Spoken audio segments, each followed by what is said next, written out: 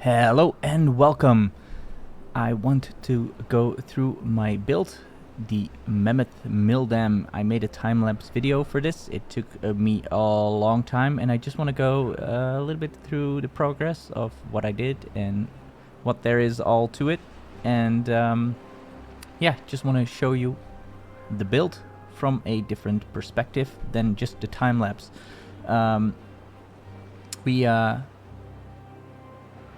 We have this as the result, and you could have seen this in the time lapse. We have a giant dam, and all on the other side of the dam is water.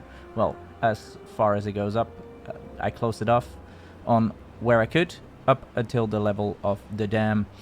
We have all the water wheels coming out. We have some water wheels going to the sides, and we have a spillover over here with some lidos for the beavers to relax in. The water goes off the map. We have set these floodgates to a half so that the water stream is pulled towards those sides of the map before it spills over through the dams over here, because the dams spill over at 0.75 if I remember correctly. So we tried to make it as symmetrical as possible, and it looks pretty good. We have 3 districts at the final result, and we have some food production for each of them. The east and west districts do not have any lumber facilities because we really didn't need it. We got it shipped over through the build. So anyway, we started out first. It was over here. This was the original starting position for this map, and we used this area for lumber and food production for the longest time. This was the main district where we produced most of it. We quickly went over here with a district center to start working on the dam from this side, and as you can see in the time-lapse video, that slowly progressed. We also had to make districts over this area to get these walls done. I only showed a little bit of that in the time-lapse video because it wasn't the most fun part to look at. As you can see, there's barely any trees left on the map. I went through them and deleted most of them to help with the performance a little bit, because running it at triple speed was at the end not very fun to do. It was very choppy, and I really hope they will add some performance improvements through that. So as you can see, I added levees everywhere over here to block the water in on this side. At one point we made these excavators, and everything is connected with all the power is connected together. So all these windmills, they have a high power shaft going under, and if we dive into this area, you can see that we have a fully linked power connection going up here. This one is connected to the monument on top, so that is powered as well, and it jumps over here and connects to the houses over here, and these houses are connected in turn to the bottom over here. And as you can see, those houses have a power shaft connecting them to the other side as well, so that these storage blocks, small warehouses, are connected here, and they connect to the power that is going around here and over this dam. This dam is here so the water spills in, and we can irrigate this land everywhere where we have our wood production and our farming production, and it goes all the way to the end, so that most of the land on this side of the dam is green. And there are also power connections going up here, and it connects all these water wheels, and it connects to both sides over here. So yeah, that is the power. The dam in itself is also filled with water.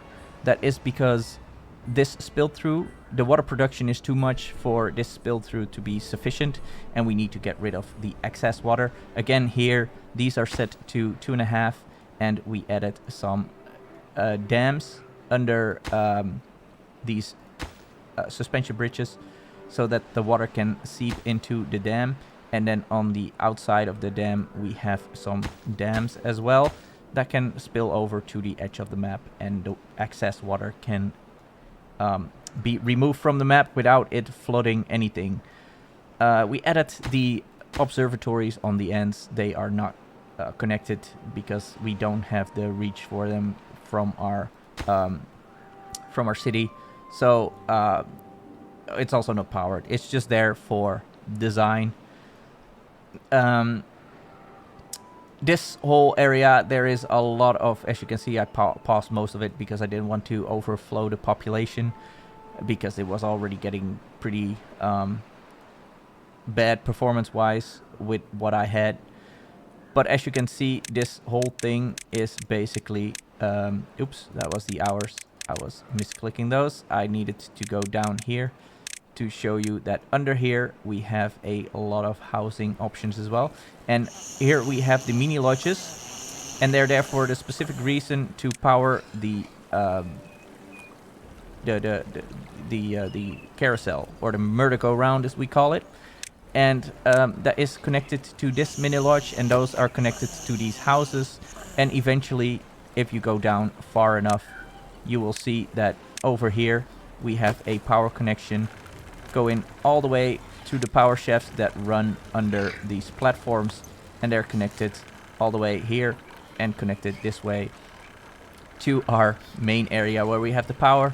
And under here we connect up to this side, and we connected them up here to connect these two buildings with power, and have the power shaft to the middle block where we have another golem part factory, so that everything in this district is powered. Most of them are powered through these buildings and connected with the power shaft through here, this power shaft through here. Of course, we can't do a power shaft here because that would block the door, because rotated buildings, that also rotates the doors. And we have a power connection here with a hop over to connect the golem factory. Yeah, it took me a long time to build all of this and design it, and then record it as well and make it into a time-lapse video. But I think it came out pretty good. I hope you enjoyed the time-lapse video. Please, if you haven't looked at it yet, the link to the time-lapse is in the description.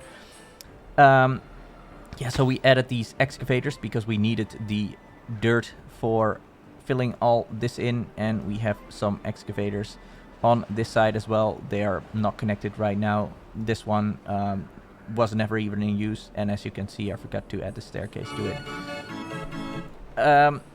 So yeah, most of the dirt came from this area, and for this area I came from this one, and we shipped it over. We had a couple of distribution posts right here that would ship over, and we had the dirt collectors, or the dirt over here, and we had to fill in all of this. Yeah, we have a lot of real estate still, green, fertile ground that we could use for anything we want. As the description said of the time-lapse video, I used a custom difficulty.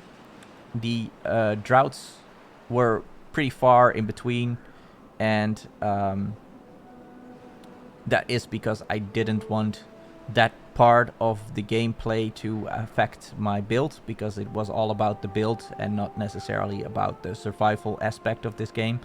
I wanted to design something good, so we had that set very far apart, and they were for short duration. I also made the beavers less thirsty and hungry.